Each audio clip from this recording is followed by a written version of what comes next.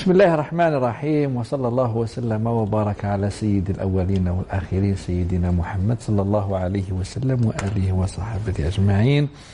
Chers sœurs, chers frères, mesdames, messieurs, marhaba bikoum.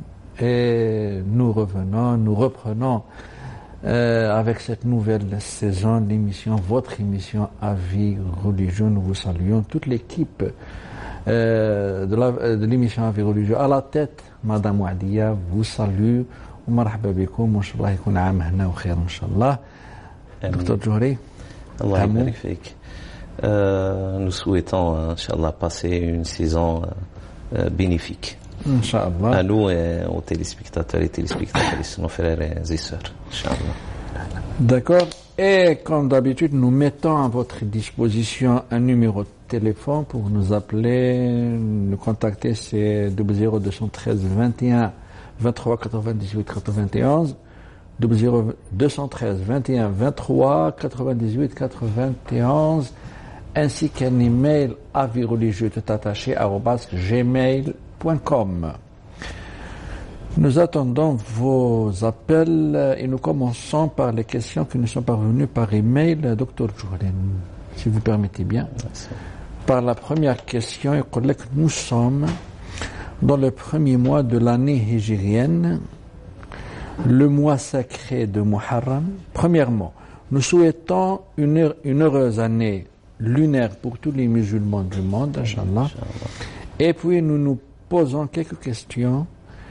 Quelle est l'histoire de ce calendrier musulman et quelle est la relation de Muharram avec l'immigration du prophète? C'est la première partie de la question. De la deuxième partie. Bismillah, wassalatu wassalamu ala rasulillah wa ala alihi wa sahbihi wa man wala.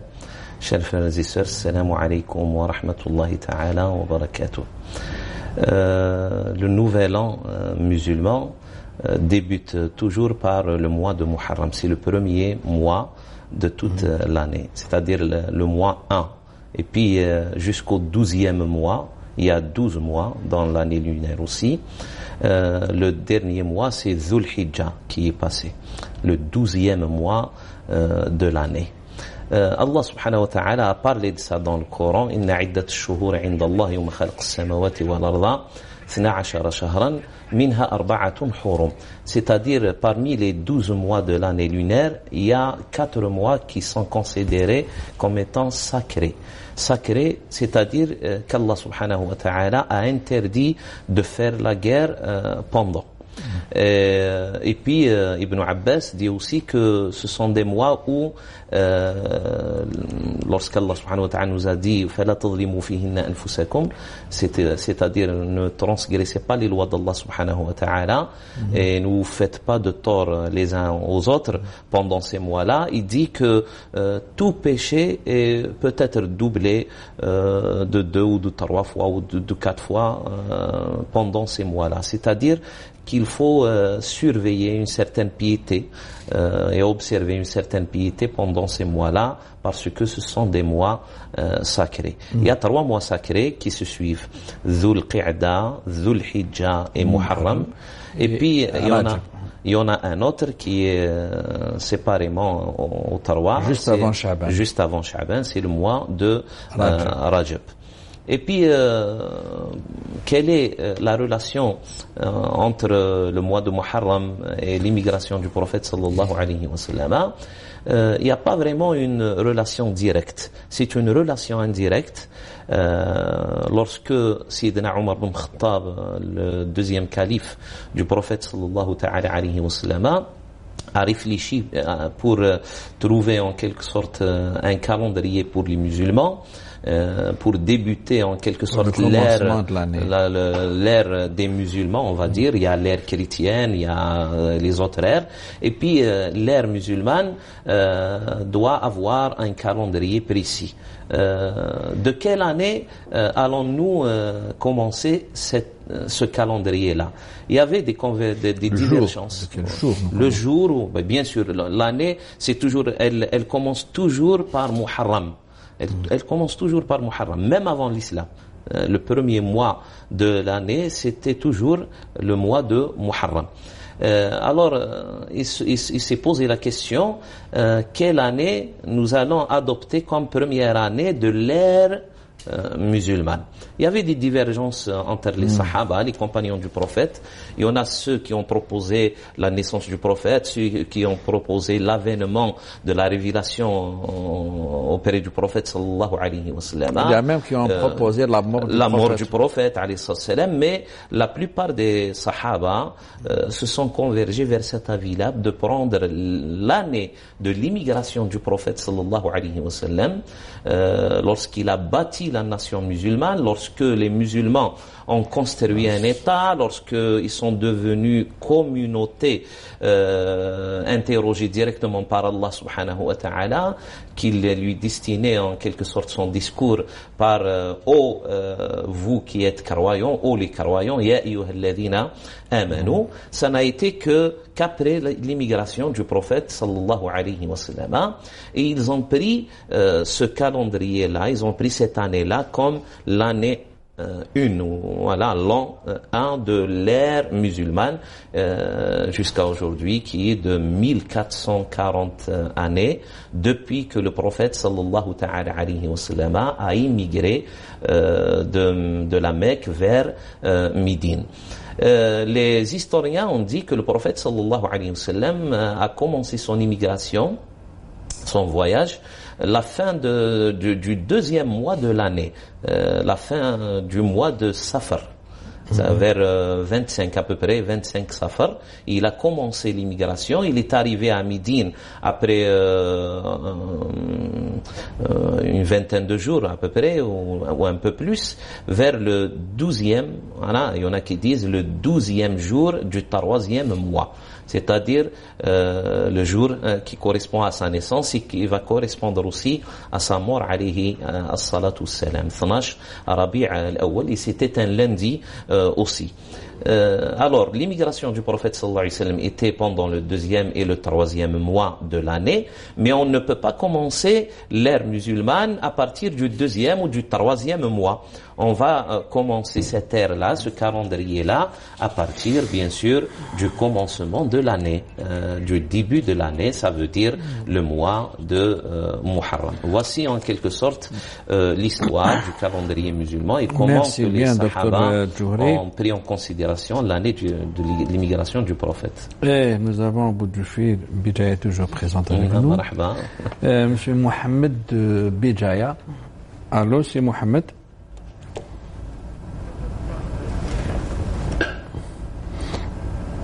Elle est avec nous toujours, hein, Mohamed.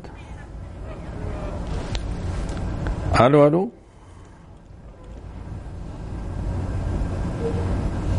On n'entend rien. Mohamed de Bijaya. Ah, apparemment il est parti. Manish. Là, oui. Sa deuxième partie de la question, la deuxième partie, oui. Quelle est la relation? Bon, une autre. Il est là, c'est Mohamed. On n'entend rien? Allô, allô? Apparemment, il y a une difficulté quelque part. Problème quelque part. C'est bon. Technique. D'accord. Sa deuxième question est la suivante. Quelle est la relation de Ashura qui est passée avec la zakat? On remarque ça vient juste après Muharram. Le premier Muharram. Voilà, le premier Muharram, c'est le 10e. Ashura, c'est le deuxième. Et les revenus, c'est Mohamed? Bon, le Muharram contient un événement historique dans l'histoire des révélations, on va dire, l'histoire des religions. La prophétie. De la prophétie. C'est un grand événement qui s'est passé pendant la révélation au prophète Moïse alayhi as-salam. Quand Allah subhanahu wa ta'ala lui a donné en quelque sorte l'aide divine, lui et son peuple d'Israël, Bani Israël, pour traverser la mer. alors qu'ils étaient poursuivis par Pharaon et ses soldats. Et ils sont arrivés jusqu'à la mer, voilà, toute une armée. Ils sont arrivés devant la mer Noire. Il y avait aucune issue. Et Allah subhanahu wa ta'ala a ordonné à Moussa alayhi salam de frapper l'eau de la mer avec sa canne. Et il y avait une route qui était c'est-à-dire faite, un miracle, voilà, un miracle qui s'est produit ainsi, et il y avait une route qui traversait en quelque sorte la mer. Et ce jour-là, Allah subhanahu wa ta'ala a fait aussi noyer Pharaon et ses disciples, ses soldats. Ça veut dire que le salut du peuple d'Israël tenait beaucoup à ce miracle-là qu'Allah subhanahu wa ta'ala a introduit pour son prophète Moussa alayhi salam. Depuis ce jour, Moussa alayhi salam a ordonné Bani Israël, les enfants d'Israël, de célébrer ce jour-là chaque année en le jeûnant. Pour rendre grâce à Allah subhanahu wa ta'ala. Justement, les musulmans, une fois installés à Médine, ils ont constaté que les juifs jeûnaient. Voilà, c'est ça. Donc le prophète a demandé. Mais aussi, il faut dire que le prophète sallallahu alayhi wa sallam, il y a des hadiths, il y a des propos authentiques qui disent que le prophète sallallahu alayhi wa sallam a jeûné ce jour-là, même avant son immigration vers Médine. Mais il voulait en quelque sorte prouver, en interrogeant les Juifs quand il est venu à Médine, il voulait faire un pont en quelque sorte avec eux et leur prouver qu'il s'inscrit dans la continuité des révélations, des prophéties depuis Adam jusqu'à lui, traversant toute l'histoire avec Moïse, avec Haroun, avec Isa et tous les prophètes. C'est-à-dire qu'il s'inscrit dans cette continuité de révélations. On va revenir, Dr. Djouri. D'abord, nous avons au bout du fil M. Rachid de France. Allô, M. Rachid? Oui, bonjour. Bonjour, marhaba. Je voulais poser une question sur l'assurance obsèque.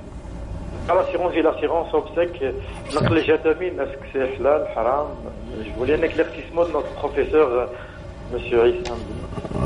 Je dois répéter. C'est clair la question? Non, c'est pas clair. Une assurance pour les obsèques. C'est ça? L'assurance obsèque, oui, notre légitimité, ça va. C'est-à-dire? Ah, bah, d'accord. Ah, d'accord. Ouais. Et si quelqu'un décède, très bien. Il sera rapatrié aux frais de l'assureur, l'organisme assureur. Très bien. Très bien, c'est clair, c'est Rachid. On va vous répondre, Inch'Allah. Voilà.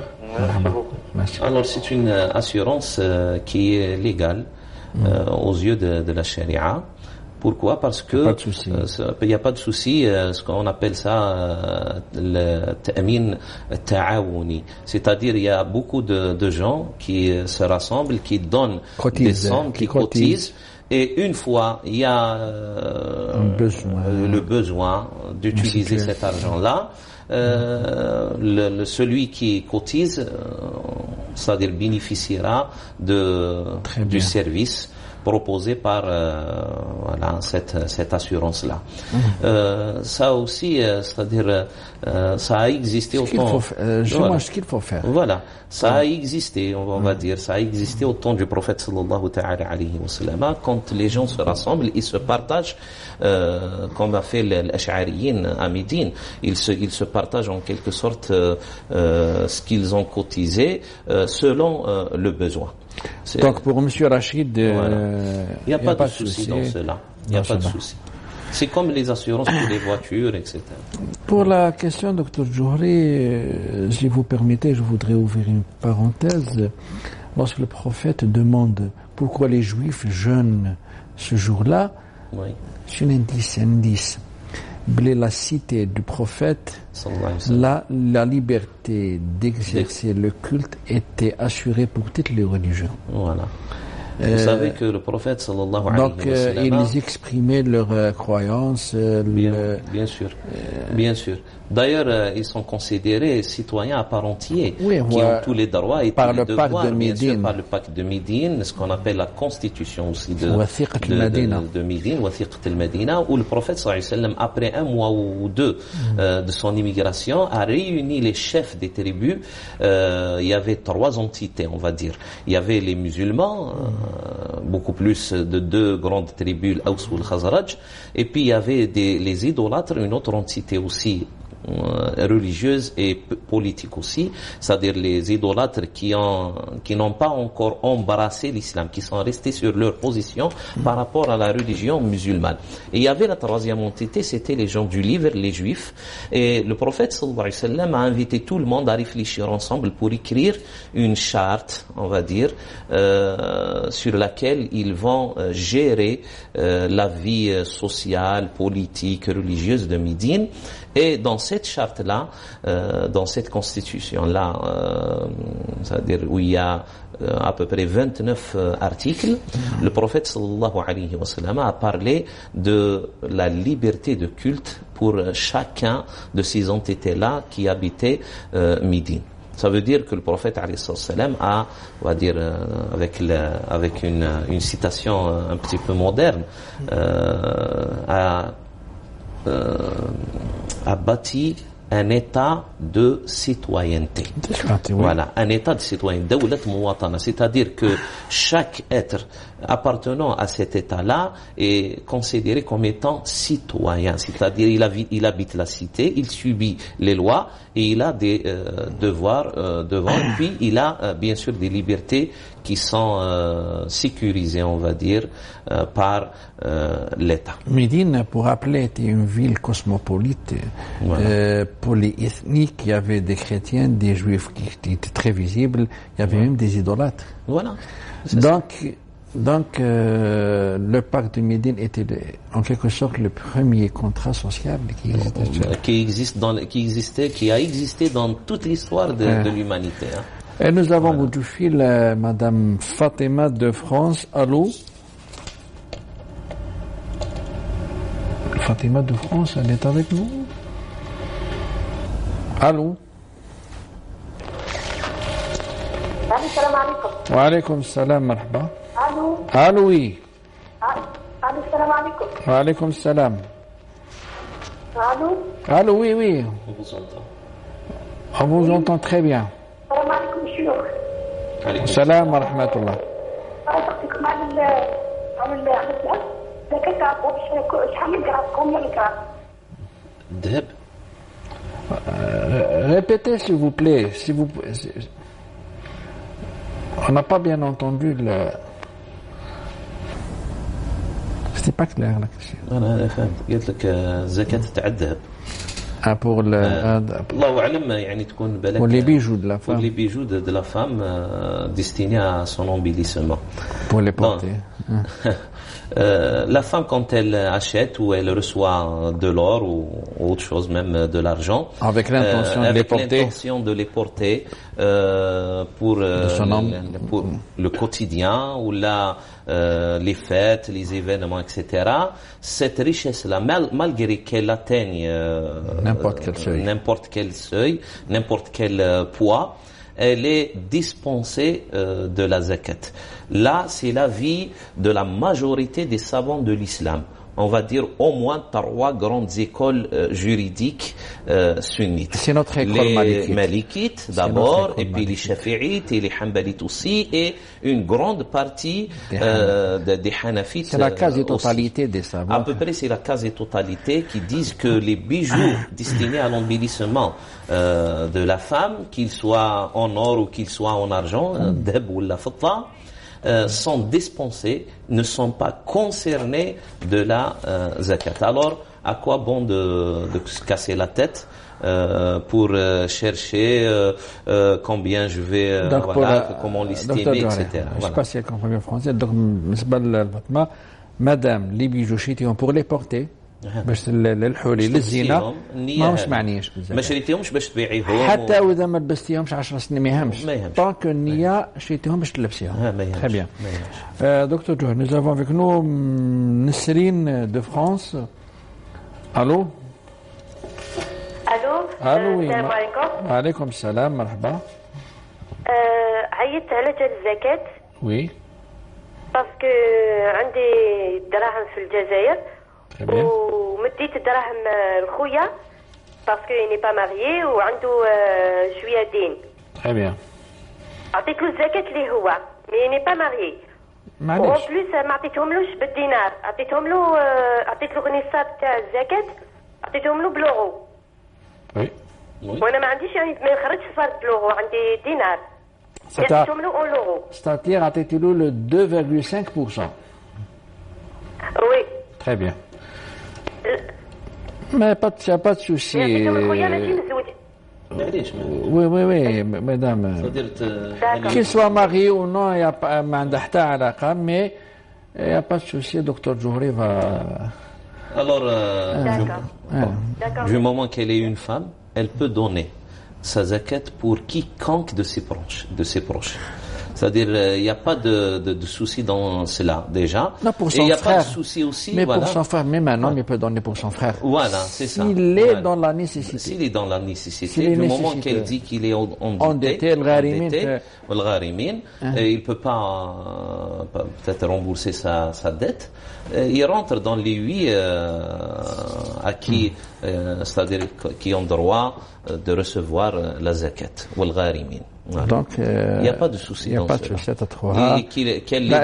Qu'elle les donne en dinars ou là en euros, il faut que ça soit, c'est-à-dire l'équivalent exact. Et puis son frère est dans une situation qui lui donne... Et puis, Inch'Allah, il aura une double récompense. Voilà, al-aqrabouna awla bil ma'ruf. Le prophète sallallahu alayhi wa sallam. Et nous allons vers une toute petite transition. Restez avec nous, mesdames et messieurs.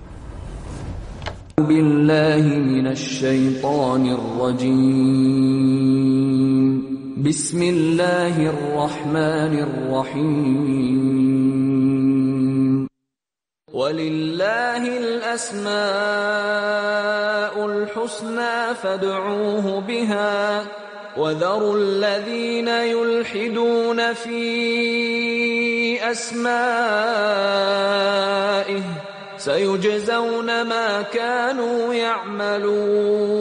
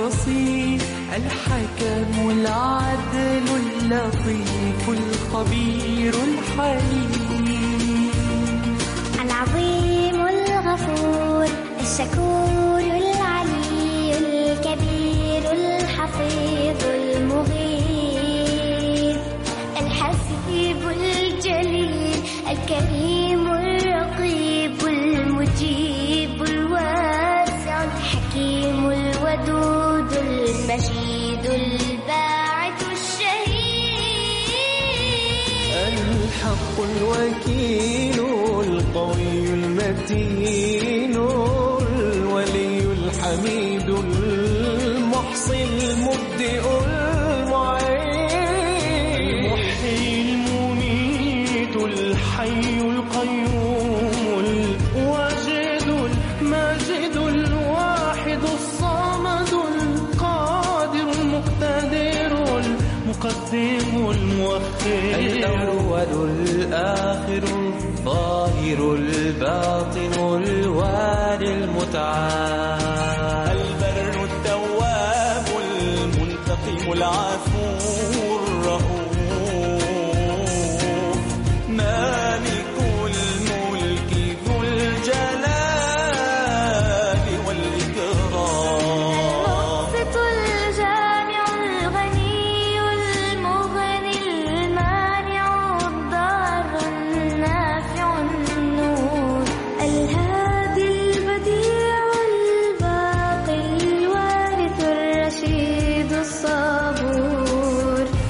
ليس كمثله شيء وهو السميع البصير ليس كمثله شيء وهو السميع البصير لا إله إلا الله محمد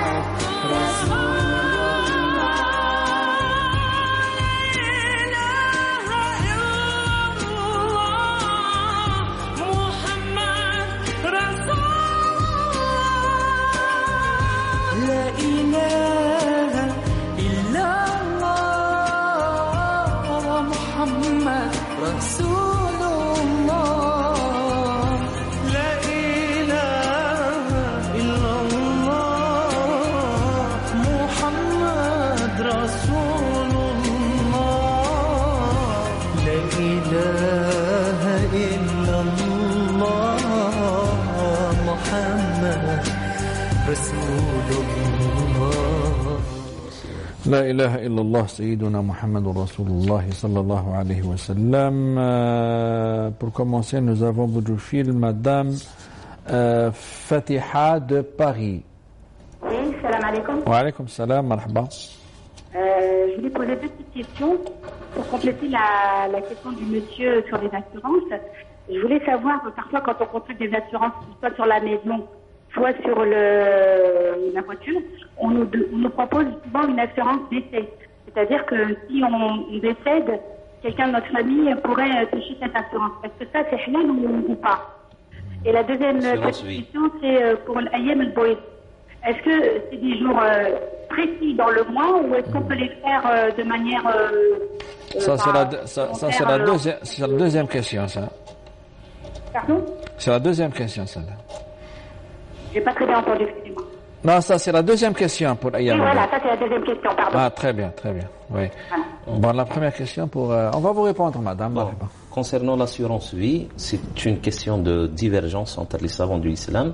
Disons aussi que, c'est-à-dire par honnêteté, on va dire scientifique, que la majorité des savants penchent vers l'interdiction de l'assurance vie, comme elle se fait aujourd'hui.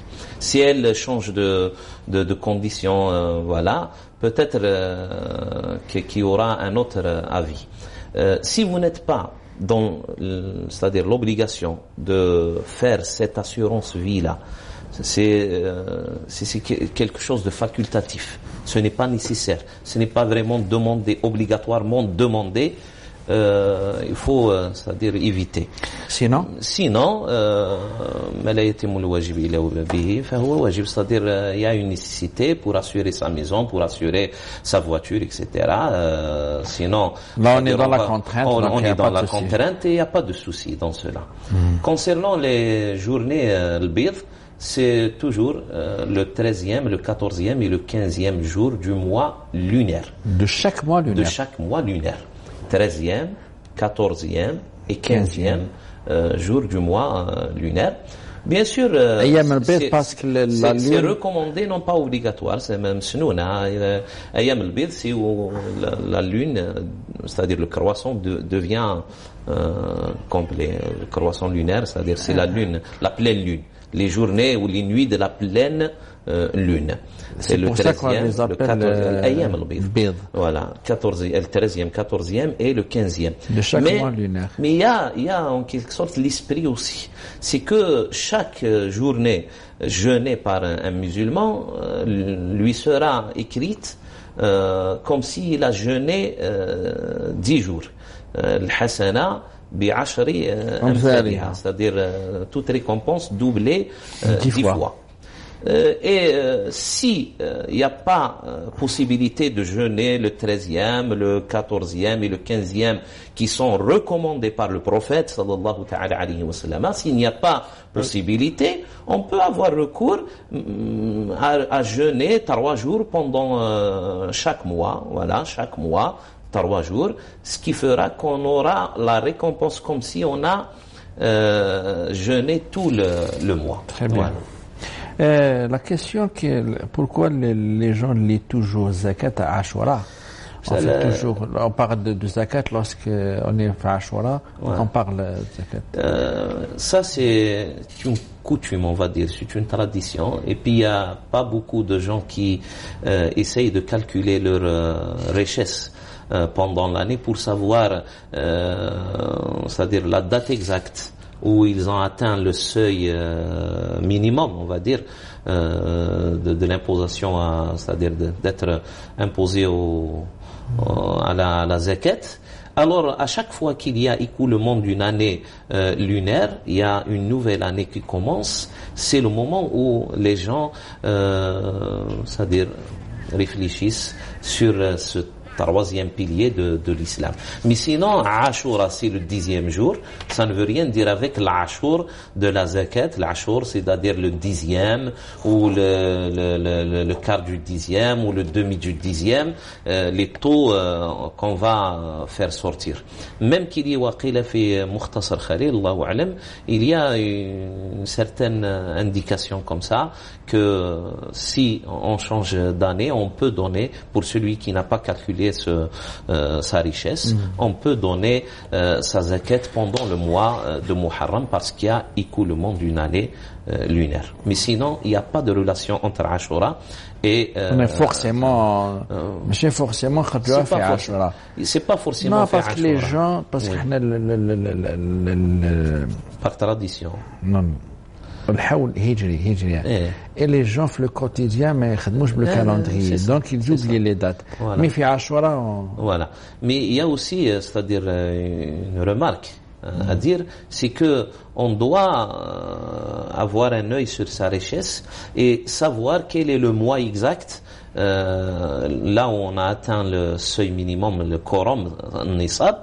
Et c'est pour ça que normalement, c'est-à-dire le sens de la zakat, c'est que à la longueur de l'année, il y a toujours des gens qui en profitent de cette zakat-là parce que chaque mois, il y a des gens différents qui ont atteint le quorum et qui donnent leur zakat. Il y en a qui donneront peut-être la zakat au mois de Muharram, les autres au mois de Ramadan, quelques-uns d'autres peut-être au mois de Rajab, etc.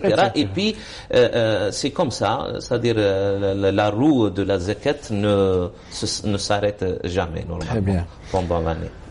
Abu Djoufil, toujours, M. Salah de Béjaïa. C'est Salah, allô?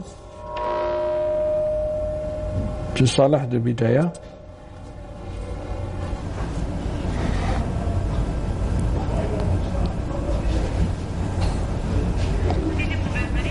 Ah, la ligne est mauvaise, donc... Docteur Djouri, parlons un peu de la zakat, ou quelles sont les quantités autour de la zakat.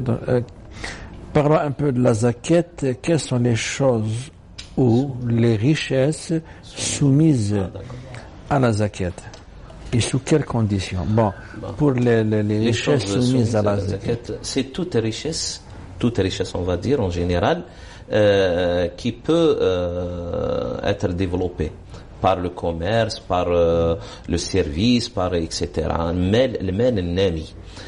Et puis, si on a la possession de cette richesse-là, bien sûr, comme condition, et toutes les richesses, la totale possession, et toutes les richesses liées au commerce. Bon, on va commencer par déjà zakat al-rikaz, ce qu'on extrait de la terre pour le transformer, pour le fabriquer. C'est comme l'or, le dhab, le fidda, le fer, le pétrole, le gaz. S'il est possédé par des individus, non pas par l'État, parce que on peut pas imposer la zakat à l'État, car l'État appartient au peuple. Ça, c'est premièrement. Voilà. Avant de continuer, Dr Djouri, s'il vous plaît, nous avons M. Nourdine de Bruxelles. Allô? السلام عليكم خويا. السلام ورحمة الله، مرحبا. شوف الحاجة عندي كاسيون، أنا كون هكذا نتوضأ وكي كون نتوضأ كون في المضمضة ولا كون نغسل في وجهي يخرج لي الريح، أسكو نعاود من الأولى ولا نمشي ولا نكمل الوضوء تاعي؟ دائما. Toujours. C'est systématique, يعني toujours. نعم. دائما.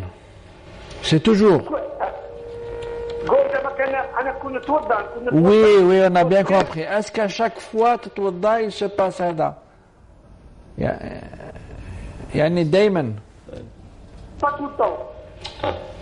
Pas tout le temps. Pas tout le temps.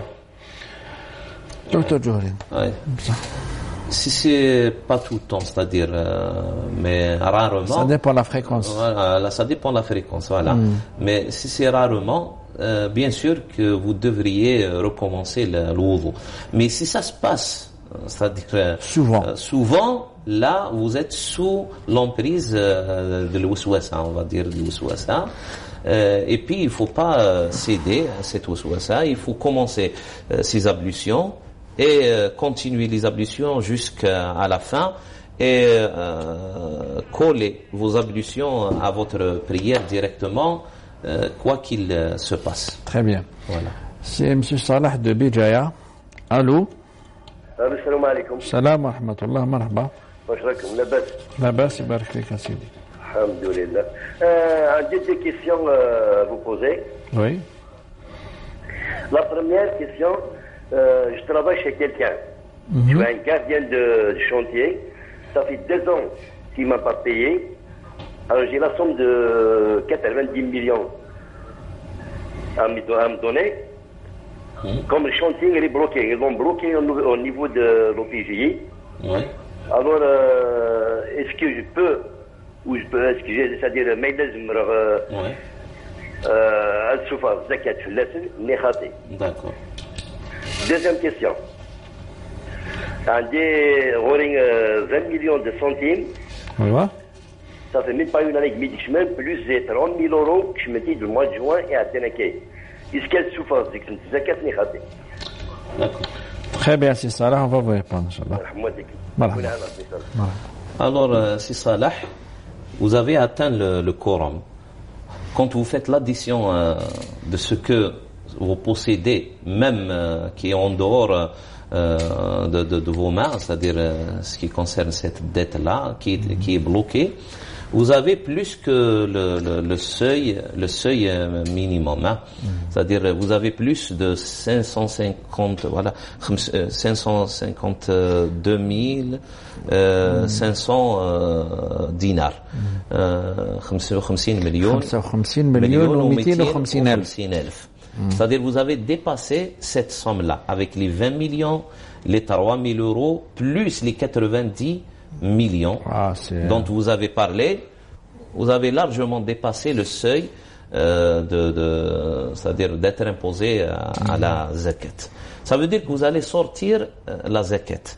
Mais vous n'allez pas sortir la zakat sur les 90 millions du moment qu'ils sont bloqués. Et peut-être, du moment qu'ils sont bloqués, vous n'avez pas à sortir la zakat de ces 90 millions. Vous allez, bien sûr, sortir la zakat sur les 3 000 euros, divisé par 40, les 20 millions de centimes divisé par 40 aussi. Vous allez avoir la somme exacte qui doit être versée comme zakat. Et pour les 90 millions, vous allez attendre le moment où vous allez recevoir en quelque sorte cette somme-là. Le jour où vous allez recevoir cette dette-là, vous allez la récupérer, vous allez sortir sa zakat une fois, malgré qu'elle soit bloquée 2 ans, comme vous le dites, 2 ans ou là 3 ans ou là 10 ans, c'est la même chose. Vous allez sortir une fois sa zakat du moment qu'elle était une dette bloquée, et puis vous allez la rajouter après l'avoir récupérée, bien sûr. Vous allez sortir sa zakat et puis la rajouter à votre richesse totale. Et lorsque le moment de la zakat régulière, c'est-à-dire Ashura qui m'entend, vous allez encore faire sortir votre zakat pour la totalité. Ouais. C'est bon. Inch'Allah. Monsieur Mohamed de France, allô? Allô? Ça il est parti? Mohamed de France. Je vais partir. طولنا عليه شوية بعدك. Alors, Pour ces salahs, revenons juste aux richesses soumises à la zakat. Il y a zakat al-rikaz, il y a zakat al-an'am, c'est-à-dire les bovins, les agneaux, etc., les chameaux, voilà. Et puis il y a la zakat sur ce que la terre donne comme récolte, qu'on peut conserver, c'est-à-dire les céréales et autres choses. Qu'on peut conserver, qu'on peut, c'est-à-dire mettre de côté, ما يخزن يعني من البقوليات ومن الحبوب الجافة.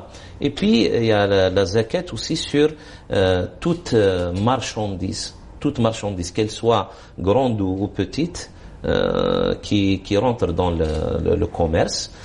Qu'elle soit des terres, qu'elle soit de l'immobilier, ou qu'elle soit de la nourriture, qu'elle soit des voitures, qu'elle soit de l'électroménager, etc. Ça aussi, elle est concernée par la zakat. Et puis il y a l'argent comme richesse aussi, qui est imposable à la zakat. D'accord. Monsieur Abdullah de Toulouse. Oui. Allô, Monsieur Abdullah. Oui, salam alaikum. Salam rahmatullah.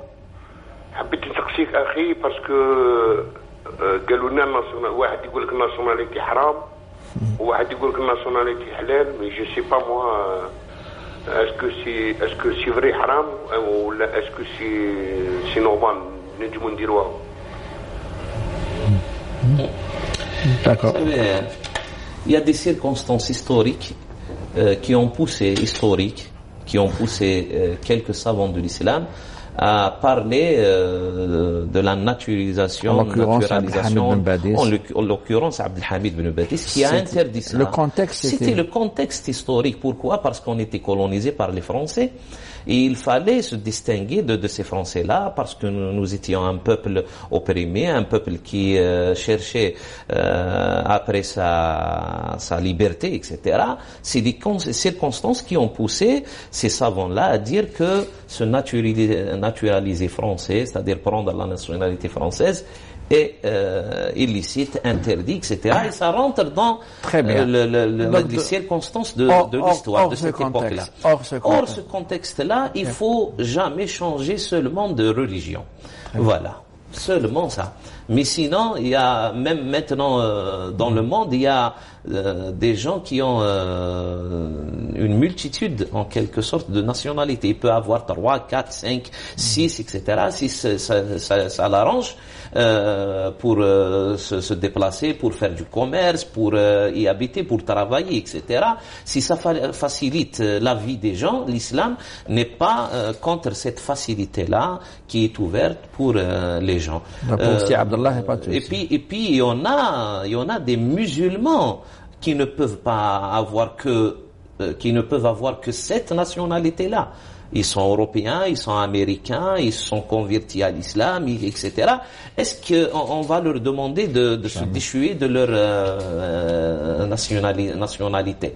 C'est pas en quelque sorte logique. Pour cerner. Voilà. Il n'y a pas de souci. Il n'y a pas de souci, c'est permis, Inch'Allah. Oui.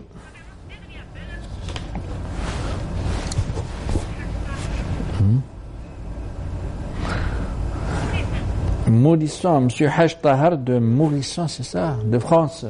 Monsieur Haj Tahar. Il a coupé. Ah, il est parti. 2 minutes. Dans 2 minutes, qu'il y a une richesse qu'on n'a pas parlé, dont on n'a pas parlé. Non, normalement, on a parlé de tout, sauf, c'est-à-dire quels sont les taux, peut-être. Non, pour les conditions, pour la particularité de la zakat, parce que dans la terre, sa particularité, c'est qu'il n'y a qu'un l'écoulement de l'année. Voilà. C'est la récolte. Très bien. Alors, toutes les richesses doivent prendre en considération, dans la zakat, on doit prendre en considération l'écoulement d'une année lunaire à partir de la première atteinte du Coran. C'est-à-dire quand on a atteint le quorum ou le seuil minimum d'être imposable à la zakat, nisab, on va attendre l'écoulement d'une année lunaire 354 jours, sauf la récolte. agricole. وآتوا حقه يوم حصاده. يوم حصاده. Il est dit dans le Coran وآتوا حصاده le jour de la récolte. Le jour de sa récolte. Que ça concerne c'est-à-dire les choses, quand ça concerne les choses dans lesquelles on a fourni d'efforts pour les arroser, pour les irriguer, voilà, quand on a avec nos propres moyens pour les irriguer, là il est demandé de avec faire sortir, voilà, il est demandé de faire sortir le demi du dixième, 5%. Pour les choses irriguées par la pluie seulement, c'est-à-dire par le ciel, on n'a pas fourni d'efforts. Là, on est demandé de s'acquitter du dixième de la récolte. d'où هذه العبارة تاع 10. C'est pour ça c'est le 1 dixième. Voilà, c'est le 1 dixième. Voilà. Mais si on a fourni d'efforts pour les irriguer, ça sera un demi-dixième, 5%. Pour zakat de l'argent, c'est 2,5%. Voilà. Dr Djouhri, merci pour l'éclairage apporté, merci pour vos réponses. Mesdames, Messieurs, merci de nous avoir prêté votre attention. D'ici la semaine prochaine, دمتم في رعاية الله وحفظه. السلام عليكم ورحمة الله وبركاته.